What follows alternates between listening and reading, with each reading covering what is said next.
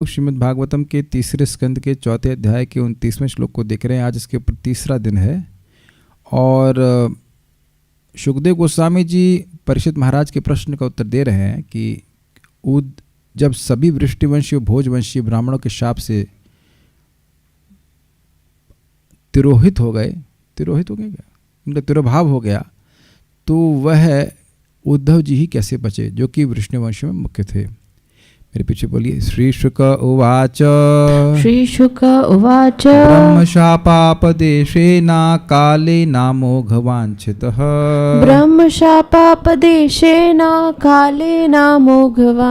संहृत्य स्वकुलं स्फीतं त्यक्ष्यन् देहम् अचिन्तयत्।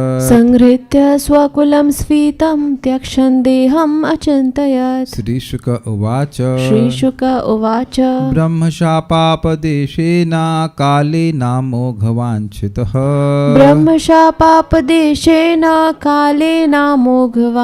संहृत्य स्वकुलं स्फीतं त्यक्ष्यन् देहम्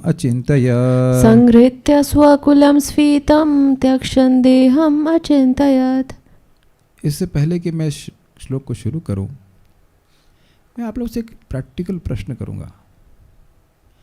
क्या आप लोग को कुछ एनर्जी चेंज होता हुआ नहीं महसूस हो रही है जब हम लोग यहाँ पे आए हैं कथा सुनने के लिए, चर्चा करने के लिए? Can you actually feel the change of energy?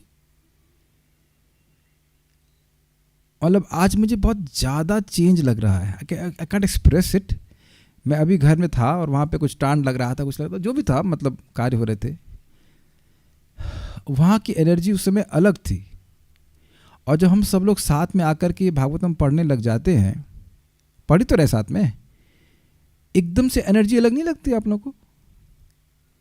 मेरे एक सीनियर से बात कर रहा था तो मैंने कहा, प्रभु आप कितने बजे ऑफिस में आते हैं? तो कहते हैं ऑफिस से वापस आते हैं, कहते हैं 7 सवा 7 तक आ जाते हैं, 6 बजे छुट्टी हो जाती है। तो मैंने कहा तब आप कार में ही चला लीजिए सुनने के लिए। कहते हैं हाँ। कहते हैं हम रिकॉर्डिंग सुनते हैं। हमने कहा नहीं, रिकॉर्डिंग सुन रहे अच्छी, बहुत अच्छी बात है, लेकिन आप यहाँ एक अलग एनर्जी अनुभव करेंगे। और उसका कारण जो मैं समझ रहा हूँ वो ये है कि देखिए, जो भक्त यहाँ पे आए हैं कथा सुनने के लिए, श्रीमद् भागवतम 1:1-2 क्या कहता है कि जिसकी भागवतम सुनने की इच्छा हो जाती है, वो भी सुना नहीं है, केवल इच्छा है सुनने की, तो भगवान उसके हृदय में आ जाते हैं। तो नहीं 1 2 3 4 5 6 तो यहाँ भक्त बैठे हैं और आप सबनों के हृदय में इस समय भगवान विद्यमान हैं। It will not be that a powerful energy. हर भक्त, हर सदस्य के हृदय में से भगवान आ गए हैं, तो क्या अलग एनर्जी का, अलग दिव्य वातावरण का अनुभव नहीं करेगा व्यक्ति? आप में से किसी एक व्यक्ति का भी समय संकल्प नहीं है कि मैं पॉलिटिक्स की चर्चा करूं। मैं करता भी नहीं, मैं बोल रहा हूं कि ये दिख रहा है ना, और ये संकल्प कि हम श्रीमद् भागवतम को सुनेंगे, ये तुरंत आपके हृदय में भगवान को स्थिर कर देता है। स्थिर क्या कर देता है? बांध देता है। That's very rare association. ऐसा कहीं आप इससे पहले मिले हैं जहां कोई व्यक्ति, मतलब भक्तों की बात नहीं कर रहा हूं, भक्ति में आने से पहले किसी समारोह में गए हों जहां सभी लोग अपने हृदय में भगवान को धारण करके आए हुए हों? That's amazing. आप मेरी बात समझने का प्रयास कीजिए। बड़ा सुंदर उदाहरण मन में आ रहा है।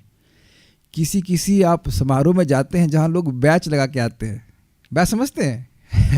वो एक बैच भी नहीं कहना चाहिए, रिबन टाइप का कुछ होता है, उसे बांध देते हैं। यहाँ पे सब लोग अपने हृदय के पास में उसको धारण करके आते हैं। वो उस समारोह का विशेष सूचना होता है ना? देखा होंगे इस बात को।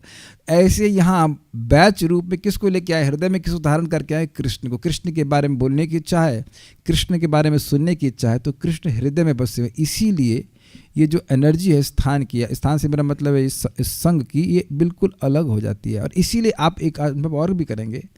कभी कभी इसे मैं क्लास नहीं कर पाता शाम को, तो मैं एकदम आई फील डिस्चार्ज्ड। ये ऐसा लगता है कि हम भूखे रह गए। अब आप ये सारी बातें श्रीमद् भागवतम में चौथे स्कंद में सुनेंगे कि भक्त को अपना जीवन कैसे रखना चाहिए बिना हरेर कर्ण पीयूष पानात। अगर श्लोक ढूंढ सके तो अच्छा रहेगा। बिना हरेर कर्ण पीयूष पानात। शुरुआत ऐसे नहीं होती है, अंत इसका श्लोक इस प्रकार से होता है कि जीवन ऐसे ढालना चाहिए कि भगवान हरि के यश को कानों से, बिना हरेर कर्ण पीयूष पानात, भगवान हरि का यश जो कि कानों के लिए अमृत के समान है, उसको पिए बिना एक भी दिन ना बीते। मिल गया श्लोक? बड़ा तेज है आप। Very good. क्या श्लोक है? अर्थेन्द्रिया राम सगोष्ठय तृष्णया तत्सम्मतानाम अपरिग्रहेण च विविक्तरुच्या परितोष आत्मनि विना हरेर्गुण हरेर्गुण पीयूष पानात। बहुत सुंदर है। व्यक्ति को आध्यात्मिक जीवन में प्रगति करनी होती है उन लोगों से उन लोगों से संग ना करके जो केवल इंद्रिय तृप्ति और धन कमाने में लगे हैं। शब्द बड़े इंपॉर्टेंट हैं, केवल, क्योंकि भाई देखिए इंद्रिय तृप्ति तो कुछ करनी ही पड़ती है, भोजन करना पड़ता है, सोना पड़ता है, तो उसके बिना तो शरीर चलेगा नहीं, और धन की भी आवश्यकता होती है। लेकिन जिनकी मति में केवल इंद्रिय तृप्ति है और केवल धन है उनका संग नहीं करना। ये है श्लोक क्रमांक, भागवतम का है श्लोक क्रमांक 4, 22, 23। 4 कुमारों के द्वारा चौथे स्कंद में 22वां अध्याय और 23वां श्लोक है। ज़रूर उसको आप पढ़ें, अच्छा लगेगा आप लोगों को। बहुत बड़ी शिक्षा प्राप्त है आध्यात्मिक जीवन में हम कैसे प्रगति करें। तो पहला पॉइंट क्या है, उन लोगों की संगति ना करें जो केवल, ध्यान दीजिएगा, अंडरलाइन कीजिएगा, केवल धन कमाने में लगे हैं और केवल इंद्रिय तृप्ति में लगे हैं। ऐसा तो नहीं कि भक्त सोते नहीं है, कुछ तो इंद्रिय की संतुष्टि चाहिए होती है, कुछ धन चाहिए होता है, लेकिन ऐसा नहीं जो केवल उनका चित्त उसमें लगा है। ठीक है।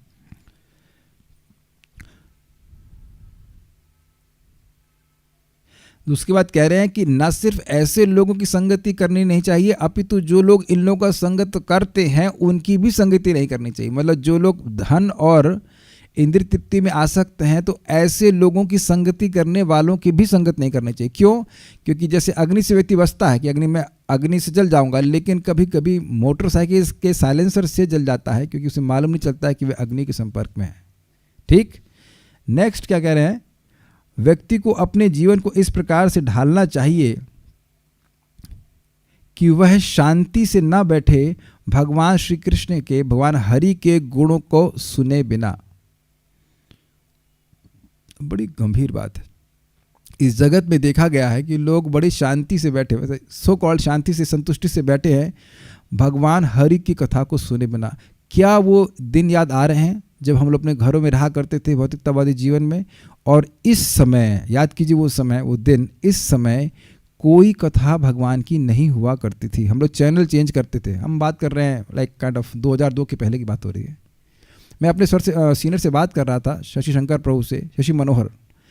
हम लोग लीला पुरुषोत्तम प्रभु के घर में जाते थे तो शाम को यही सेम टाइमिंग 6:30 से कीर्तन होता था, फिर सर की क्लास होती थी। उसके बाद पढ़ने का मन ही नहीं करता था, इतना मन प्रसन्न हो जाता था कि अरे अब कल पढ़ेंगे, बड़ा मुश्किल होता था। कथा सुनने के बाद ये भौतिक विषयों को पढ़ना बहुत कठिन हो जाता था क्योंकि मन में एक प्रसन्नता आ जाती है गीता को सुन करके। अब मैं ये कहना चाहता हूँ कि जो चीज़ें आप कर रहे हैं केवल थ्योरी नहीं है, स्वयं अनुभव कर रहे हैं कि एक दिन कैसा भी बीता हो, भगवान की कथा सुन करके, चर्चा करके मन में बड़ी प्रसन्नता होती, दिखाता है कि भगवान हृदय में आ जाते हैं। उससे फायदा क्या होगा, तो कह रहे हैं कि व्यक्ति का जो इंद्रिय तृप्ति के प्रति स्वाद है उससे वह डिसगस्टेड, अब क्या बोलेंगे डिसगस्टेड, मतलब उसको घृणा हो जाएगी, ये क्या घटिया चीज़ है। भगवान की कथा के अमृत को पिएगा तो इस इंद्रिय तृप्ति के जहर के प्रति उसको वितृष्णा हो जाएगी। तो 4, 22, 23 नंबर तो याद करने में कठिनाई नहीं है। 4, 22, 23 4, 22, 23 इसको ज़रूर व्यक्ति को करना चाहिए। कैसे हर भक्त को जीना चाहिए, देखना चाहिए। और ऐसा नहीं है कि ये जो हम कार्य कर रहे हैं इसका प्रभाव नहीं होता, बस रोज करने से आपको प्रभाव, कार्य रोज करने से स्थायी प्रभाव के रूप में अनुभव होगा। तो चलिए फिर से वापस हम आ जाते हैं इस पॉइंट के ऊपर जो भगवान की चर्चा यहाँ पे हो रही है। श्री शुक उवाच ब्रह्मशापापदेशेन कालेन मोघवांछितः संहृत्य स्वकुलं स्फीतं त्यक्ष्यन् देहम् अचिन्तयत्।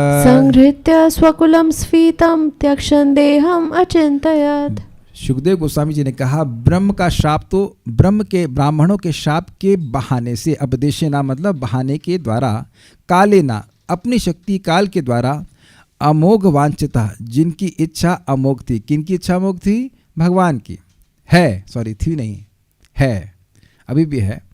संहृत्य स्वकुलम अपने कुल को संहार करके, कैसा कुल था? स्फीतम जो बहुत बढ़ा हुआ था। देहम त्यक्शन अपने देह को त्याग कर, क्षमा कीजिएगा, त्यागने के बारे में सोचते हुए, अचिंत्यत भगवान अपने स्वरूप को तिरोहित करना चाह रहे थे, तो उस समय भगवान सोच रहे थे। अपने स्वरूप को तिरोहित करने के बारे में नहीं सोच रहे थे, अपने स्वरूप को तिरोभाव करते समय कुछ सोच रहे थे। उनको अपने स्वरूप को तिरोभाव करने के लिए कुछ ज़्यादा सोचना नहीं पड़ता। मैंने उदाहरण दिया था कि भाई मैं आप लोगों को अभी जूम पे आप दिख रहे हैं तो अब वीडियो ऑफ करने में क्या लगता है, कोई लस्सी ला के दे देगा वीडियो ऑफ कथा बंद, क्यों भाई गलत तो नहीं कह रहे हैं ना, कुछ फ़ोन पे बात करनी हो बस, उसमें सोचना क्या है। तो भगवान की अपने स्वरूप को तिरोभाव करने में सोचने की जरूरत नहीं कि वही कैसे करें क्या होगा, नहीं। उस समय जब वो स्वरूप को तिरोभाव करने वाले थे उस समय वो कुछ सोच रहे थे। वो अगले श्लोकों में क्लियर होगा, लेकिन बात यहाँ पे समझने वाली है। अब पॉइंट वही है जो कल हम चर्चा कर रहे थे कि भगवान देह नहीं त्यागते। उस बात को समझाने के लिए इस बात को हम लोग शाब्दिक अर्थ न ग्रहण करें कि भगवान देह त्यागते हैं। पॉइंट जो आचार्यगण फोकस कर रहे हैं वो ये है कि भगवान का स्वरूप शाश्वत होता है। उसी के आधार पर क्रम संदर्भ भी होगा। आज हम पहले प्रभुपाद का तात्पर्य पढ़ेंगे और फिर हम लोग क्रम संदर्भ को देखेंगे।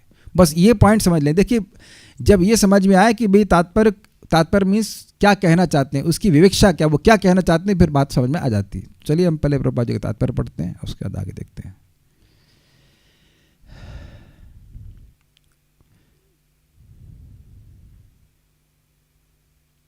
तात्पर्य। इस श्लोक में श्री कृष्ण द्वारा अपना शरीर परित्याग करने के संबंध में त्यक्षण शब्द अत्यंत महत्वपूर्ण है। चूंकि वे सच्चिदानंद विग्रह हैं, अतः उनका शरीर तथा उनकी आत्मा अभिन्न है। बिल्कुल स्पष्ट समझ में आ रहा है। अतएव यह कैसे संभव हो सकता है कि वे अपना शरीर त्यागें और तब इस जगत की दृष्टि से ओझल हो। क्लियर है प्रभुपाद जी का तात्पर्य।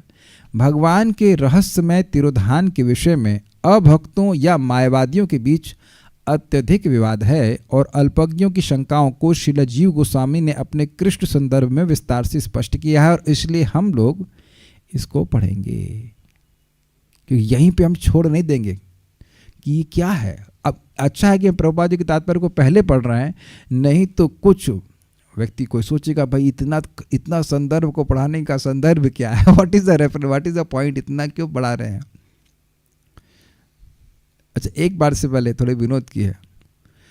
आप अपने बच्चों को ट्यूशन पढ़ाने भेजते होंगे तो जो ट्यूशन मास्टर अच्छे से विस्तार से पढ़ाए उसको गाली देते हैं कहने का मतलब ये है कि हमारे बच्चों को समझ में आ जाए अच्छे से, तो अच्छे से टीचर पढ़ाए, खोल के पढ़ाए, तब ना उसे अच्छा माना जाएगा कि बस शॉर्टकट में पढ़ा दे और बच्चा पास ही ना हो। समझ गए ना बात। तो एक श्लोक को बड़े धैर्य से सुनना चाहिए, समझना चाहिए। जो बातें कुछ बातें पढ़ेंगे, कुछ बातें नहीं समझ में आएंगे, उसको आप विचार कर सकते हैं।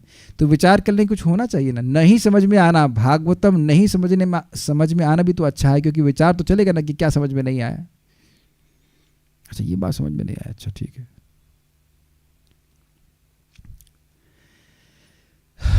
ठीक है, तो उसको विस्तार से अभी हम पढ़ने वाले हैं। ब्रह्म संहिता के अनुसार भगवान के अनेक रूप हैं। अद्वैतम, अच्युतम, अनादिम, अनंत रूपम। उसमें कहा गया है कि भगवान के असंख्य रूप हैं और वे जीवों की दृष्टि के अंतर्गत प्रकट होते हैं। जैसा कि इसको थोड़ा समझाता हूँ। देखिए हो क्या रहा है, हम लोग एक ही समय में विभिन्न रूपों में नहीं हो सकते। इस देह में इस जीवन में हमने अलग अलग रूप प्रकट किए हैं, अलग अलग समय पे। ये सबको समझ में आ रहा है तो इजी है। बचपन का रूप अलग, अभी का अलग, बुढ़ापे का अलग। जैसे हम लोग अभी बचपन का रूप का स्मरण नहीं कर सकते हैं, ऐसे ही अपने बुढ़ापे का रूप का भान भी नहीं कर सकते कि बुढ़ापे में कैसे दिखेंगे। ठीक, लेकिन भगवान एक ही समय में अपने आप को अलग अलग रूपों में प्रस्तुत करते हैं और फिर भी वह एक ही व्यक्ति रहते हैं। यह उनकी अचिंत्य शक्ति है। ठीक है, जैसा कि भगवान कृष्ण वास्तव में प्रकट हुए तो ये सारे स्वरूप उनमें मिल जाते हैं। इन अच्युत रूपों के अतिरिक्त उनका विश्व रूप है, जिसे उन्होंने कुरुक्षेत्र के युद्धस्थल में अर्जुन के समक्ष प्रकट किया। इस श्लोक में स्फीतम शब्द भी प्रयुक्त हुआ है, जो यह संकेत करता है कि उन्होंने अपने विराट रूप का परित्याग किया, अपने आदि नित्य रूप का नहीं, क्योंकि उनके सच्चिदानंद स्वरूप के बदलने की कोई संभावना नहीं। अब समझ में आ गया चक्रवर्ती बात की टीका? आगे समझ में? देखिए वापस चक्रवर्ती पाद की टीका में जाइए, लास्ट में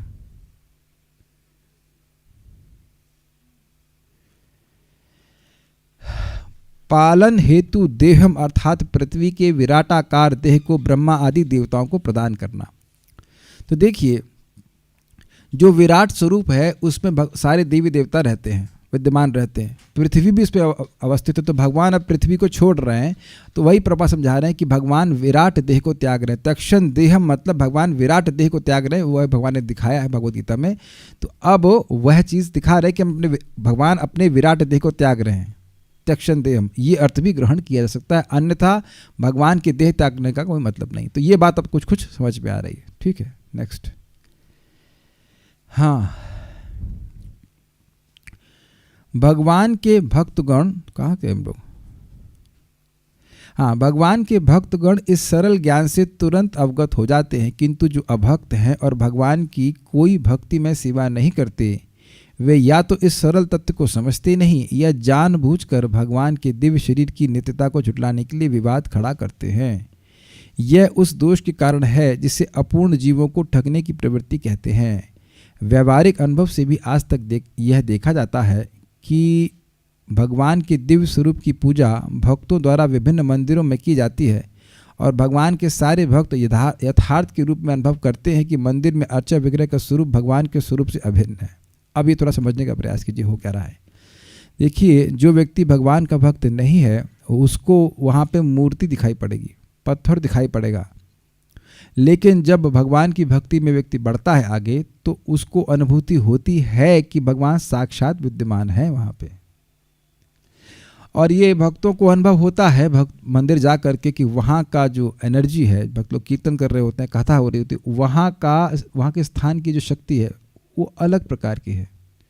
यहाँ तक कि जो बाहर से लोग आते हैं जो भौतिकतावाद में लिप्त हैं, वह भी वृंदावन आकर के अलग प्रकार की एनर्जी का अनुभव करते हैं। बहुत से लोग कहते हैं हमारा यहाँ से जाने का मन नहीं कर रहा होता है। तो जो बातें वृंदावन के बारे में हमने सुनी है, भगवान के बारे में सुनी है, वह सब सत्य हैं, अपूर्ण इंद्रियों के द्वारा व्यक्ति समझ नहीं पाता। भगवान की अंतरंगा शक्ति के इस अचिंत्य कार्य का वर्णन भगवद गीता 7.25 में किया गया है। नाहम प्रकाशः सर्वस्य योग माया समावृतः। भगवान को यह अधिकार है कि वे सबों के समक्ष प्रकट न हो और वह होते भी नहीं। पद्म पुराण में कहा गया है, अतः श्री कृष्ण नामादि न भवेद ग्राह्यम इंद्रिय। तो अब बड़ा अच्छी बात है, कोई कहे भगवान तब जब कह रहे हैं कि जब वह सबके सामने प्रकट नहीं होते तो मेरे सामने भी प्रकट नहीं होंगे। हाँ, नहीं होंगे तब तक जब तक तुम या मैं, तुम नहीं मतलब वह व्यक्ति अपने को सेवा में नहीं लगाता। अतः श्री कृष्ण नाम आदि न भवेत ग्राह्यम इंद्रिय। भगवान का नाम तथा रूप भौतिक इंद्रियों द्वारा अनुभव नहीं किया जा सकता, किंतु जब वे संसारी लोगों को दृष्टिगोचर होते हैं तो वे विराट रूप धारण कर लेते हैं। यह स्वरूप का अतिरिक्त भौतिक प्रदर्शन है और विशेष तथा इसके विशेषणों के तर्क द्वारा मान्य है।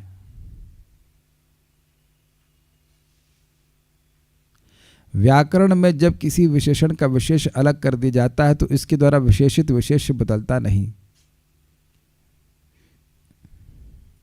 इसी तरह जब भगवान अपना विराट रूप त्यागते हैं तो उनका नित्य रूप बदलता नहीं, यद्यपि उनमें तथा उनके असंख्य रूपों में से किसी एक में कोई अंतर नहीं है। ये मुझे नहीं समझ में आया। ये क्या प्रभुपाद कह रहे विशेषण विशेष वाली बात ये? हाँ, बस यही बात समझ में आ रही कि भगवान ऊपर से चला गया, नहीं समझ में आया। पंचम स्कंद में देखने को मिलेगा कि किस तरह विभिन्न लोकों में अब भी भगवान की पूजा विभिन्न रूपों में की जाती है और इस पृथ्वी पर भी विभिन्न मंदिरों में किस तरह उनकी पूजा की जाती है। श्रीला जीव गोस्वामी तथा श्रीला विश्वनाथ चक्रवर्ती ठाकुर ने अपनी टीकाओं में वैदिक साहित्य के विभिन्न प्रामाणिक संस्करणों से उदाहरण देते हुए भगवान की ऋतुधान की इस घटना की विस्तृत व्याख्या दी है। इस ग्रंथ की आकार वृद्धि के भय से हम जानबूझकर इन सबों को यहाँ समाविष्ट नहीं कर रहे हैं। This is brilliant. हमको बड़ा बल मिलता है जब प्रभुपाद जी की बातों से हमें एकदम समर्थन पुष्टि आती है। प्रभुपाद जी यह नहीं कह रहे हैं कि जीव गोस्वामी जी की टीका नहीं पढ़नी है। प्रभुपाद जी यह कह रहे हैं कि ग्रंथ का विस्तार बहुत ज़्यादा हो जाएगा, इसलिए जानबूझ कर के नहीं रख रहे हैं। इसलिए हम लोग, और हमारा तो सारा कुछ PDF में है, तो हम तो चाहे तो 5,000 पन्ने का छाप सकते हैं, क्या फ़र्क है, कोई दिक्कत नहीं है। तो हम जानबूझ करके आकार वृद्धि करेंगे क्योंकि प्रभुपाद जी यहाँ पे जानबूझ करके रोक दिए ताकि और पेज उसमें ना जाएं, लेकिन ग्रंथ का विस्तार बहुत ज़्यादा हो जाएगा। लेकिन इसका अर्थ यह नहीं कि प्रभुपाद नहीं चाहते कि हम पढ़ें, तो इसलिए हम जरूर पढ़ेंगे। इस ग्रंथ की आकार वृद्धि के भय से हम जानबूझकर उन सबों को यहाँ समाविष्ट नहीं कर रहे हैं। यह सारा प्रसंग भगवद गीता में विवेचित है, जैसा कि ऊपर उदाहरण दिया गया है। बेसिकली क्या विवेचित है कि भगवान का स्वरूप दिव्य है, भगवान का स्वरूप शाश्वत है। अजो पिसन नव्ययात्मा भूतानाम ईश्वरो पिसन प्रकृतिम स्वाम अधिष्ठाया संभवामि आत्माया। भगवान का अधिकार है कि वे हरेक के समक्ष प्रकट न हो, और उनका यह भी अधिकार है कि किसी के सामने प्रकट हो जाएं जिनको प्रेम करते हैं। वे उन अभक्तों की दृष्टि से जो प्रेम तथा भक्ति से विहीन है, अपने को सदैव दूर रखते हैं, और इस तरह उन्हें अपने से अधिक दूर करते जाते हैं। ब्रह्मा के अनुरोध पर भगवान प्रकट हुए थे, क्योंकि उन्होंने क्षीरोदकशाय विष्णु के समक्ष प्रार्थना की थी। अतएव जब भगवान प्रकट हुए तो विष्णु के सारे रूप उन्हीं में मिल गए, और जब उद्देश्य पूरा हो गया तो वे यथा समय उनसे विलग हो गए। तो यह अर्थ भी आपने सुना था, तक्षण देहम न्यूनम। अगर न्यूनम शब्द आया पाठ भेद में आता है तो अर्थ ले जाएगा। ये पुरानी फाइल थी, दोबारा फाइल को खोलिएगा, उसमें जीव गोस्वामी जी की टीका भी है। तो अब हम लोग जीव गोस्वामी जी की टीका को पढ़ेंगे, क्रम संदर्भ 3.4.29, और उसके अंतर्गत कृष्ण संदर्भ। श्री कृष्ण का स्वयं भगवतत्व यानी भगवान होने का गुण, भगवत निर्धारित करने के पश्चात कि श्री कृष्ण भगवान हैं, ये निर्धारित हो गया अब तक। अब स्वाभाविक रूप से ये तथ्य आता है कि वे अपने स्वरूप में नित्य विद्यमान हैं। भाई ऐसा तो है नहीं कि स्वयं भगवान का मतलब है कि वह उनकी भगवत्ता, उनकी सत्ता किसी और पर आश्रित नहीं होती, अनादिकाल से नहीं होती और अनंत काल तक नहीं होगी। क्योंकि अगर उनकी भगवत्ता, उनकी सत्ता किसी और पर आश्रित हो जाएगी तो वह स्वयं भगवान नहीं रहेंगे। ठीक, बहुत ध्यान से सुनना, बहुत इंटरेस्टिंग टीका है। तथापि मंदधियों की भ्रांति को नष्ट करने हेतु अब इसका विशद वर्णन किया गया है। ये तथापि का क्या मतलब हुआ? जब कह दिया कि भगवान स्वयं भगवान है, भगवान श्री कृष्ण स्वयं भगवान है, तो स्वाभाविक सी बात है कि उनका स्वरूप नित्य है। लेकिन जो बुद्धि कम वाले लोग हैं, जैसे कि मायावादी लोग, तो उनको बात यह समझ में नहीं आएगी, तो इसलिए और स्पष्ट किया जा रहा है। उनकी आराधना को प्रोत्साहन देने वाले कथनों द्वारा उनका नित्य स्वरूप सिद्ध होता है। उनकी मतलब भगवान की आराधना को प्रोत्साहन देने वाले कथनों को, यानी कि जो कहीं कहा जा रहा है कि श्री कृष्ण का भजन करो, तो उसके द्वारा उनका नित्य स्वरूप सिद्ध होता है। यदि आराधना का कोई आराध्य अर्थात नित्य परम उद्देश्य न होता तो ऐसी आराधना की प्रोन्नति, यानी कि प्रोन्नति का मतलब हो गया पॉपुलराइजेशन या प्रचार, तो वंचना मात्र होती, अर्थात धोखा होती। कहने का अर्थ यह है कि भगवान का स्वरूप अगर नित्य नहीं होता तो उनकी मैं बोल रहा हूं कि आप कृष्ण का भजन करो, तो क्या आपको कोई शाश्वत लाभ मिलता? नहीं मिलता, क्योंकि जो मेरे आराध्य है वही शाश्वत नहीं है, वो सत्य वस्तु नहीं है। सत्य वस्तु वही होती है जिसकी त्रिकालिक सत्ता हो, भूतकाल, वर्तमान काल और भविष्यत काल। तो जब हमारे आराध्य, हमारे भगवान ही शाश्वत नहीं है, तो मुझे शाश्वत लाभ कैसे मिलेगा? लेकिन शास्त्र व्यक्ति को, सभी लोगों को, जीवों को बोल रहे हैं कि कृष्ण का भजन करो, हरि का भजन करो, क्योंकि वही शाश्वत है। देवता शाश्वत नहीं है। देवताओं ने भी बोला कि अमृतत्व ईशान, अमृतत्व के ईशान यानी कि उसके कंट्रोलर एकमात्र भगवान श्री कृष्ण हैं, हरि हैं। ये लाइनें समझ में आ रही हैं? शास्त्र बोल रहा है कि हरि का भजन करो, तो मैं पूछूं क्यों करो? तो बेटा क्योंकि हरि शाश्वत हैं। शास्त्र हमें धोखा देने के लिए नहीं बैठे हुए हैं।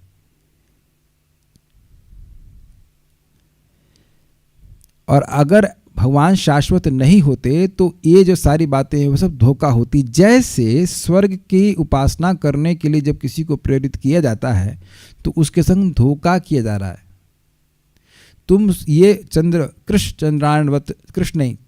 चंद्रायण व्रत करोगे तो तुमको शाश्वत लाभ मिलेगा, तुम स्वर्ग में हमेशा के लिए रहोगे। ये धोखा है कि नहीं है?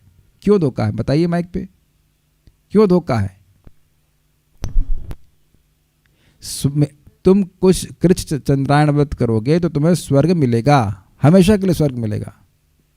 हमेशा के लिए नहीं रह सकते क्यों? स्वर्ग में पुण्य क्षीण हो जाएंगे तो। यस, पुण्य क्षीण होगा तो गिर जाएंगे, लेकिन यह नहीं बताते। धोखे का मतलब है कुछ बताएंगे और कुछ नहीं बताएंगे, यही मतलब है ना। पोस्ट स्क्रिप्ट ये तो देखा होगा आपने, टर्म्स एंड कंडीशन अप्लाई, वो नहीं बताएंगे। और दूसरा बात, स्वर्गीय हमेशा के लिए नहीं है।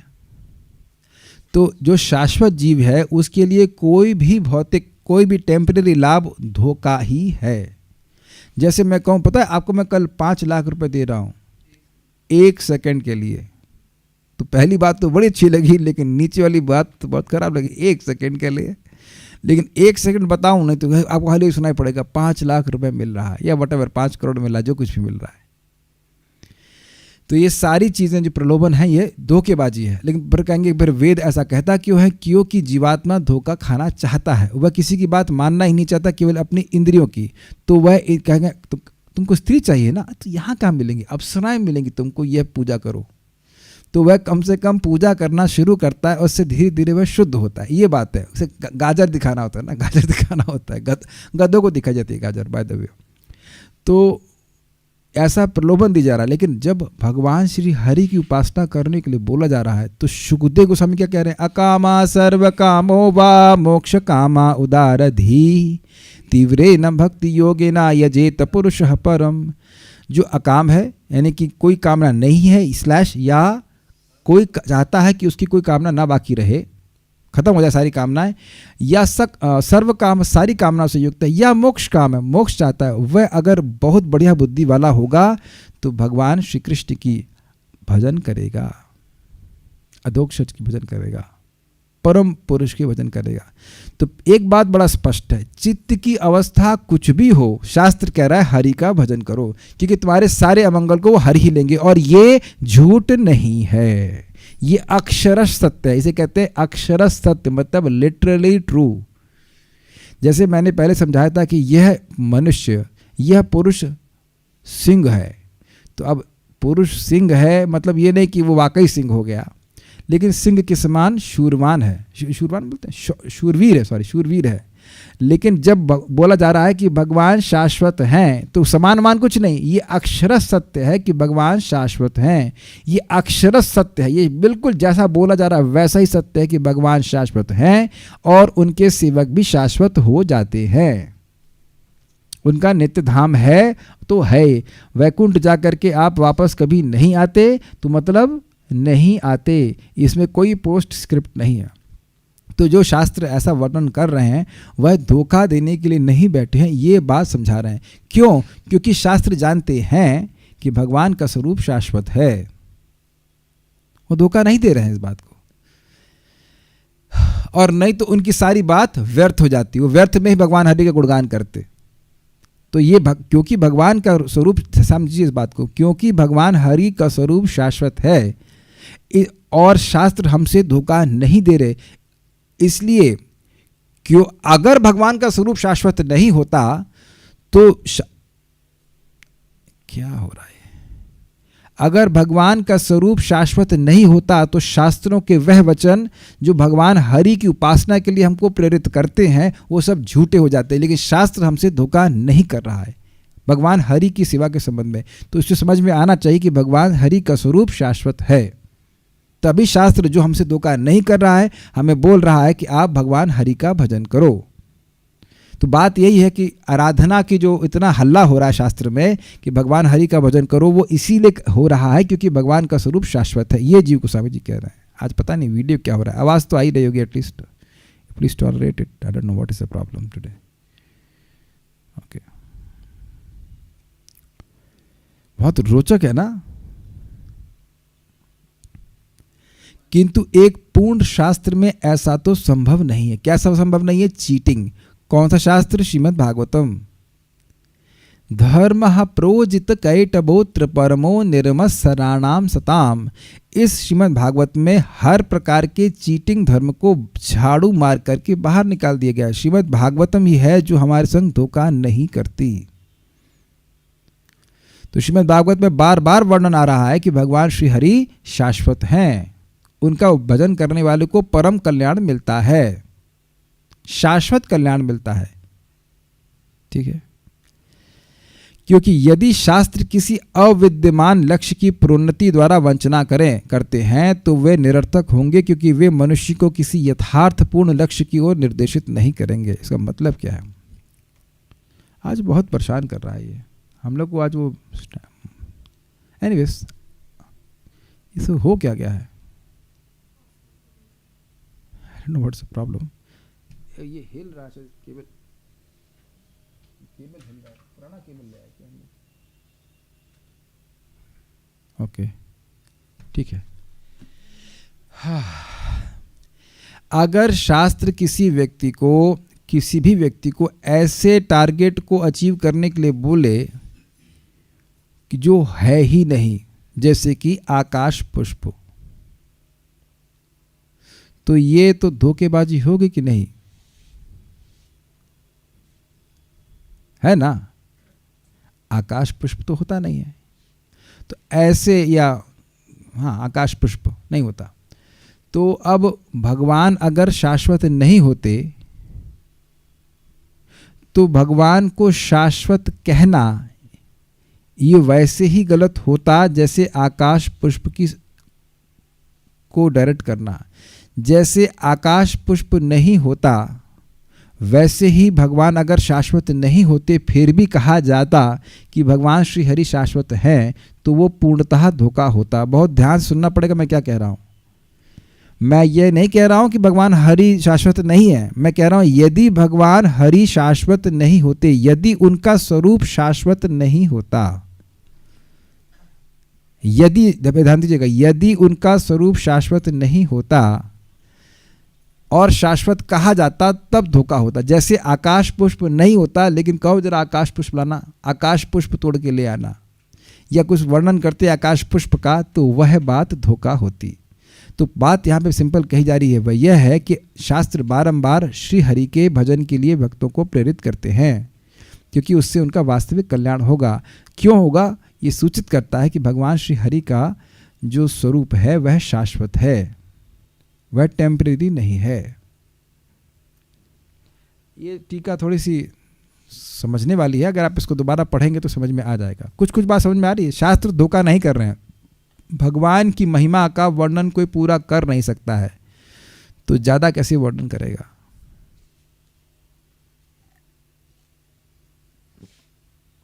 ठीक है।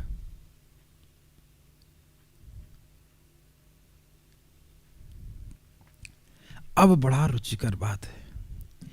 आरोप के द्वारा अनंत गुणों एवं रूप से युक्त ईश्वर की बजाय परिच्छिन्न रूप एवं गुणों से युक्त ईश्वर की उत्पत्ति होती है। This is a brilliant statement. ये मैंने कभी नहीं सुना, लेकिन जब मैंने इस पर विचार किया तो तबीयत खुश हो गई भाई। इस जगत में, अच्छा पहले ये बताइए आरोप का मतलब क्या होता है? मैं ऐसे बोलता, आप चोर हैं या आप बहुत अच्छे व्यक्ति, दोनों ही आरोप हैं कि नहीं? भक्त तो समझ में आ रहा है मेरी बात? मान लीजिए मैं चोर नहीं हूं, तो मुझ पे आरोप लगाया जाएगा कि नहीं मैं चोर हूं? समझ में आया ना लाइन कितनी जबरदस्त है? तो यहां पे लोग आरोप लगा देते हैं कि शिवजी भगवान है। आरोप, अब टेस्ट कर पा रहे हैं इस बात को? आरोप लगा दिए जा रहा है कि शिवजी भगवान है, ब्रह्मा जी भगवान है, या कोई दुर्गा जी भगवान है, ऐसे आरोप लगा रहे हैं। जैसे यहाँ पे जगत में देखा जाता था ये आदमी चोर है, तो ये आरोप लगा दिया है। आरोपित मतलब उसके ऊपर एग्जैक्टली थोप देना। Very good.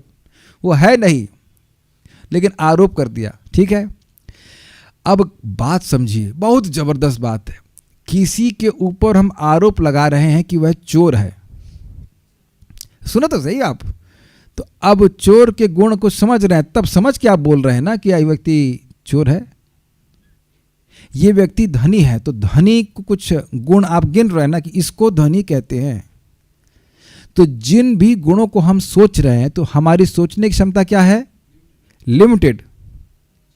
तो आप किसी भी व्यक्ति पर कोई आरोप लगा रहे हैं तो लिमिटेड गुणों को देख करके उतना आरोप लगा देते हैं कि ये चोर है, बड़ा चोर है, छोटा चोर है, जो भी है। बड़ा और छोटे का कुछ हमारा लिमिटेशन है। तो इसी प्रकार से अगर हम किसी देवता को ईश्वर बना देते हैं, आरोप कर देते हैं, तो हमारी जो बुद्धि है वह तो सीमित गुणों को ही पकड़ेगी। तो जिस भी व्यक्ति को पर ईश्वर का आरोप लगा देंगे वह परिच्छिन्न ही होगा। This is a brilliant statement. शिला जीव गोस्वामी पाद की जाए। Amazing amazing commentary. I mean this is brilliant, this is super brilliant. कुछ कैच कर रहे हैं आप? लेकिन भगवान पे आरोप नहीं लग रहा है कि भगवान है। उनके गुण असीमित हैं। उनके गुणों का नंबर नहीं गिन सकते। और एक एक गुण असीमित है। कितनी कृपा है? असीमित कृपा। कितना बल है? असीमित बल। कितना धन है? सब कुछ तो उनका है। कितना क्या बोल रहे हो? सब कुछ उनका है। कितना रूप है?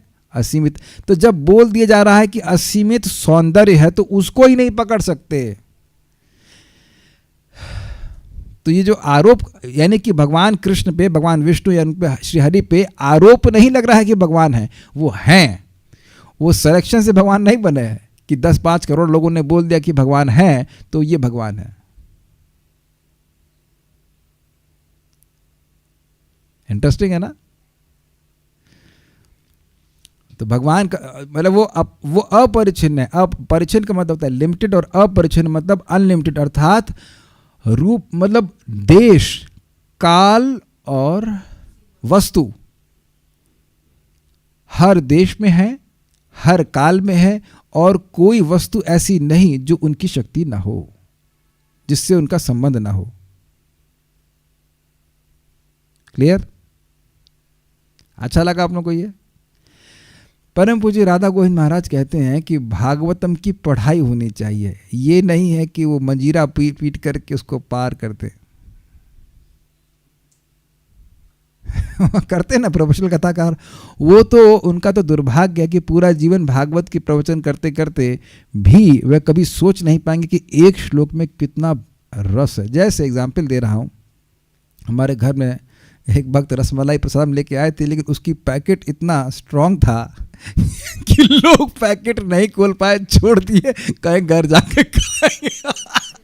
तो अब उसमें कितना भी रस हो, ऊपर से जो पैकेट है उसको चाटने से तो कुछ नहीं मिलेगा ना उसको तो चाटने से मिलेगा नहीं। तो ये हाँ, बहुत सुंदर। उसके बाद भक्तों से बोल रहे भाई इसे खोल दो, तो खोल दो, तब हम कुछ रस का अनुभव करेंगे, है ना। ऊपर से देख रहे हैं, दिखाई भी पड़ रहा है, दिखाई पड़ रहा है तो रसमलाई है, लेकिन ऊपर तो पन्नी बंद है। अच्छा अनुभव था ना, जब हम सबको देख रहे थे तब भी मुझे बात याद आ रही थी कि देखो भाई आचार्यगण यहाँ इस पैकेट खोल रहे हैं कि नहीं। श्लोक सबके सामने, भागवत के श्लोक सब लोग देख रहे हैं, लेकिन उसके जो रस क्या है उसको आचार्यगण खोल दे रहे हैं, खोल के बता रहे, ये लो, ये खोल दे, आओ खाओ बेटा, आओ खाओ, लिटरली खिला रहे हैं। ठीक है ना? कितना अच्छी अच्छी बातें यहाँ पे हैं। जितना होगा आज करेंगे, नहीं तो फिर कल करेंगे। ईश्वर के वास्तविक नित्य स्वरूप का समर्थन श्रीपाद श्रीधर स्वामी द्वारा निम्नलिखित श्लोक पर प्रदत्त टीका द्वारा होता है। लोकाभिरामं स्वतनुम धारणा ध्यान मंगलम योग धारणा याग्नेया दग्ध्वा धामा विशत स्वकम।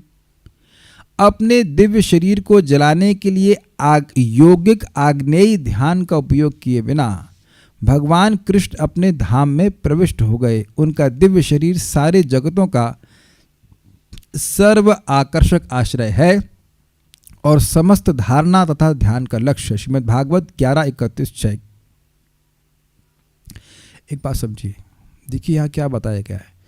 एक योगी वैसे बैठ जाएगा जब उसको अपना शरीर त्यागना होगा, और वह ध्यान के द्वारा अपने शरीर की हीट को बढ़ा लेता है और उससे उसका शरीर दग्ध होकर जल जाता है। किसी के बारे में जानते हैं आप? Very nice, Dhritarashtra. और आपने बिल्कुल सही कहा, सती ने भी, वो आगे का आउट ऑफ सिलेबस है, वो 4थे स्कंद में आएगा, लेकिन इन द सिलेबस की बात करें तो प्रथम स्कंद में हमने धृतराष्ट्र के बारे में सुना था। ठीक है ना? ऐसा वो करते हैं। और वेदवती ने भी ऐसा किया था जब रावण ने उसको अपमान करने का प्रयास किया था, वो अकेला कहानी, चलिए छोड़िए। लेकिन इतनी बात समझ में आ गई, लेकिन भगवान जब तिरोभाव हुआ उनका, तो वह अपने स्वरूप को वहीं तिरोहित कर लिए। ऐसा नहीं है कि भगवान कोई अग्नि प्रकट किए, योग की अग्नि प्रकट की और अपना देह को जलाए और फिर चले गए। Is it clear? तो ये दिखा रहा है कि भगवान का स्वरूप शाश्वत है। Is it okay? उसके साथ भी बता रहे हैं कि वह भगवान का, देखिए शब्द यहाँ पे स्वतनुम, अपनी तनु को, तो यद्यपि शब्द तनु है, नहीं दिख रहा आपको, लोकाभिरामम स्वतनुम, लोका अभिरामम, जो लोगों को, लोक को मतलब सभी मनुष्यों को, सभी लोगों को, सभी देवताओं को भी, अभितः रामम, बहुत ही आनंद, हाँ अभिराम मतलब बहुत सुख प्रदान करने लगी। और उस सभी के, उनको भगवान का जो तनु था, भगवान का तनु था, खुद का तनु, यानी कि उनका जो स्वरूप था, धारणा ध्यान मंगलम, धारणा और ध्यान का मंगल स्वरूप था। भगवान के स्वरूप की धारणा या ध्यान करने से लोगों का मंगल होता है। धारणा क्या होता है, ध्यान क्या होता है, नोट में दिया जा रहा है। उनका देह, अब देह का मतलब है उनका स्वरूप, दिव्य स्वरूप। धारणा ध्यान मंगलम अर्थात ध्यान एवं धारणा के लिए सौंदर्य का विषय था। बहुत मन प्रसन्न हो जाता था देख करके।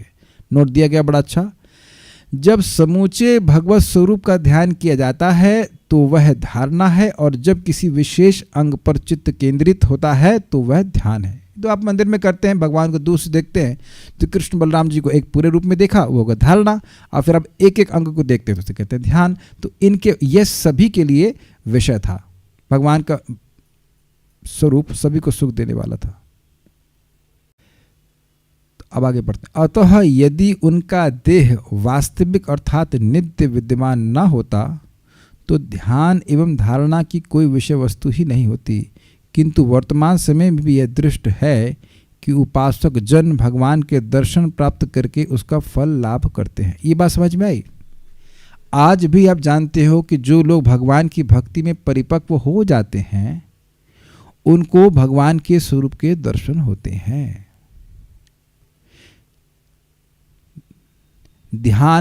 ध्यानावस्थित तदगतेन मनसा पश्यन्ति यं योगिनः यस्यांता न विदुः सुरसुरगणा तस्मै देवाय तस्मै नमः। ध्यान में स्थित होकर के भक्तजन भगवान को देखते हैं। या फिर श्लोक आपने सुना था, शृण्वन्ति गायन्ति गृह्णन्ति भीक्ष्णशः स्मरन्ति नन्दन्ति तवे हितं जना तएव पश्यन्ति अचिरेण तावकं भव प्रवाह परमं पदाम्बुजम्। हे कृष्ण, जो आपकी लीला कथा को सुनते हैं, बोलते हैं, स्मरण करते हैं और आनंदित होते हैं, तो वो बहुत जल्दी ही आपके स्वरूप को देखते हैं, आपके चरण कमलों को देखते हैं जो भव प्रवाह को रोकने वाले हैं। तो देखते हैं कि क्या मतलब होता है? वर्तमान क्रिया है, ये होता ही रहता है, ये हो ही रहा है, ये हो ही रहा है ना। ये शाश्वत सत्य है कि जो लोग भी भगवान के प्रेम को प्राप्त करते हैं श्रवण कीर्तन के द्वारा, वह भगवान को देख ही रहे होते हैं। क्लियर समझ में आ गया? अब किसी के पिताजी मर गए तो अब यहाँ भक्त चाहे कितना भी परिपक्व हो जाए उसको तो नहीं दिखाई पड़ेंगे ना। वो क्या किया? जो पिताजी मर गए, जिनका देह नष्ट हो गया, उसको कैसे देखेंगे? फोटो देखने की बात नहीं कर रहा हूं, कैसे देखेंगे? देख सकते हैं, करिए ध्यान। कितना ध्यान धारणा करिए, वह देह तो गया ना। अच्छा चलिए कोई बात नहीं, पिताजी के नहीं, अपना देह तो देखे होंगे ना, बचपन वाला देह देखिए, लगाइए ध्यान। तो अब आप देख रहे अपना ही देह जो इसी जीवन में था वो गया मतलब गया। तो वहाँ हम कह सकते हैं कि हमने देह को त्याग दिया, वह देह समाप्त, फिनिश। उस रूप में वो दोबारा कभी नहीं दिखेगा। लेकिन भगवान श्री कृष्ण का स्वरूप शाश्वत है। इसलिए जब भक्त ध्यान कर, मतलब भक्ति के द्वारा जब परिपक्व हो जाते हैं, हृदय का पूरी तरह से साफ, हृदय का मल पूरी तरह से साफ हो जाता है, तो उन्हें भगवान के रूप की स्फूर्ति होती है। ये बात सिद्धांत है, कोई नई बात तो है नहीं, भागवत में पहले भी बोल चुके हैं कई बार। तो इससे ये सूचित होता है कि भगवान का स्वरूप शाश्वत है। एक कुछ और मिनट हमारे पास है तो और पढ़ते हैं। पंचम स्कंद में ही वर्णन किया गया है कि भगवत अवतारों की उपासना 9 वर्षों में की जाती है। नवस्वपि वर्षेषु नारायणो महापुरुष पुरुषाणाम तद अनुग्रहाय आत्मतत्वव्यूहेनात्मनाद्यापि सन्निधीयते। इन सभी 9 वर्षों में अपने भक्तों पर कृपा करने के लिए पूर्ण पुरुषोत्तम भगवान, जिन्हें नारायण कहा जाता है, अपने चतुर्व्यूह रूपों वासुदेव, संकर्षण, प्रद्युम्न तथा अनिरुद्ध में विस्तार करते हैं। इस प्रकार अपने भक्तों की सेवा स्वीकार करने के लिए वे उनके निकट रहते हैं। श्रीमद् भागवत 5:17-14। आगे क्या हुआ देखते हैं। सन्निधाम, यहाँ पे शब्द एक है सन्निधीयते, दिख गया आपको लास्ट में इस श्लोक में जो कोट किया गया था। सन्निधान अर्थात भगवान का साक्षात उपस्थित रूप, भगवान उनके सामने साक्षात रूप में विद्यमान रहते हैं। क्योंकि इसमें प्रद्युम्न आदि अन्यों के गति विलास अर्थात क्रियाओं का उनके प्रत्यक्ष रूप में वर्णन है। आत्मनः अर्थात व्यक्तिगत रूप से तथा शालिग्राम शिलाओं एवं श्री विग्रह में नरसिंह आदि विभिन्न रूप भी नित्य हैं, क्योंकि उन अवतारों की उपस्थिति के कारण ही विभिन्न रूपों का अनुभव होता है। तो बेसिकली बात यह है कि विभिन्न विष्णु स्वरूपों की पूजा वहाँ पे होती है और भगवान वहाँ पे वास्तविक रूप से विष्णु स्वरूप में विद्यमान रहते हैं, ये बात बोल रहे हैं। और अगर मूर्ति रूप में भी रहते हैं तो वह भी नित्य ही हैं, इतनी बात बोल रहे हैं बस। तो विभिन्न जो 9 वर्ष है उसमें भगवान की सेवा नित्य चल रही है। और वह ध्यान देना होगा कि ये जो कलयुग आदि हैं ये सब केवल इस पृथ्वी लोक पे है, बाकी हर वर्ष में नहीं। इस तरह से ये जो पृथ्वी लोक है इसी में सतयुग, त्रेता, द्वापर, कली चलता है, बाकी हर वर्ष में ऐसा नहीं चलता है। 9 वर्षों का नाम आगे पढ़ेंगे पंचम स्कंद में। हर जगह या स्वर्ग में ऐसे कलयुग सतयुग नहीं चलता है, केवल पृथ्वी लोक में चल रहा है। Only here. Is it okay? ठीक है। ये सब सूक्ष्म स्थान भी हैं, उसको डिटेल में 5वें स्कंद में पढ़ेंगे। बस इतनी बात समझ लें कि भगवान की पूजा हर जगह हो रही है और वहाँ भगवान अपने शाश्वत स्वरूप में विद्यमान हैं, प्रद्युम्न, अनिरुद्ध आदि के द्वारा। विष्णु धर्मोत्तर में श्री कृष्ण के प्रत्यक्ष स्वरूप का महिमा मंडन किया गया है, उसको हम कल देखते हैं। जल्दीबाजी करने के चक्कर में हम समझा नहीं पाएंगे, लेकिन इतनी बात समझ में आ रही है यहाँ पे कि भगवान के स्वरूप शाश्वत हैं। शास्त्र इसका प्रतिपादन करता है और ऐसे पूर्ण शास्त्र उपासकों को धोखा देने के लिए नहीं है। भगवान श्री कृष्ण, और ये बात आप समझ ही गए होंगे क्योंकि वहाँ शब्द आता त्यक्षण देहम, देह को त्यागे, तो उस बात का कोई गलत अर्थ ना ले ले। इसीलिए Jiva Goswami ji is going at length, English में कहते हैं going at length to explain that the form of the Lord is eternal. भगवान का देह नहीं कह सकते, भगवान का स्वरूप शाश्वत है। इस बात को बहुत विस्तार में समझा रहे हैं कि यहाँ पे त्यक्षण देहम का अर्थ यह नहीं है कि उन्होंने देह त्याग दिया। तो अब उसको आगे चर्चा करेंगे थोड़ी सी, ऐसा नहीं कि जल्दीबाजी में पढ़ा पाऊँ। तो कल उसके लिए मिलते हैं। बहुत बहुत धन्यवाद अपना समय देने के लिए, अमृतत्व की प्राप्ति के लिए समय देने के लिए। Thank you. So will stop here. Hare Krishna. Srila Prabhupada की जय। निताई गौर प्रेमानंदे।